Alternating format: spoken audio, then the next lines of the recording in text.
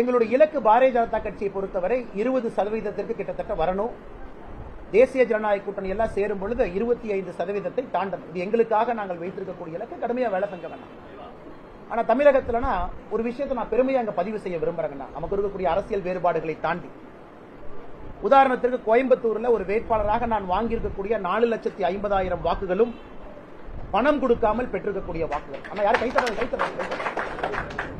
அதே போல நம்முடைய வேட்பாளர்கள் கடுமையா உழைச்சிருக்கிறாங்க. அதுக்கு ஜெயிச்சவங்க நான் குறை சொல்லிங்கன்னா, எங்களுடைய பணி இன்னும் கடுமையான பணி அப்படிங்கறத நாங்க புரிஞ்சுக்கிட்டோம்.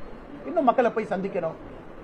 தமிழகத்திலே பண அரசியலை தாண்டி தேசியத்தை மலர வைக்க வேண்டும். ஷார்ட்கட் எடுக்காம இந்த கட்சியை வளர்த்தணும்னா இன்னும் கடுமையா உழைக்கணும். இன்னைக்கு 11% கொடுத்திருக்காங்க. எங்களுடைய இலக்கு 20%. பெரிய இலக்கு வச்சுதான் நாங்க வேலை செஞ்சோம். போன டைம் இவ்வளவு வாங்கியிருக்கோம், இன்னும் 3% ஜாஸ்தி பண்ணலாம் அப்படிங்கிற இலக்கு கிடையாதுங்க. கம்பைண்டா பண்ணதை இன்னும் 8 மடங்கு அதிகப்படுத்துவோம், 9 மடங்கு அதிகப்படுத்துவோம் ஒரு பெரிய இலக்கு வச்சோம். அதே போல குறுக்கு வழி இல்லாம இப்ப நாங்கள் எடுத்திருக்கிறத சோர்வடையாம அதை 2026 நாங்க முன்னெடுக்கணும். இன்னொரு கட்சிகள் செய்யக்கூடிய தவறுகளை நாங்கள் செய்ய விரும்பல. அதனால 2026 ஒரு நேர்மையான அரசியலை முன்னெடுக்க போறோம். அதற்கு இன்னும் கடுமையாக உழைக்க வேண்டும் என்கின்ற பாடத்தை நாங்கள் கற்றுக்கொண்டிருக்கின்றோம். அதே போல எங்களுடைய எல்லா வேட்பாளர்களும் கூட நீங்க பாருங்க, அர்பன் சென்டர்ல பாருங்க, ரூரல் ஏரியால பாருங்க, முதல்ல கட்சி வளர்ந்திருக்கு.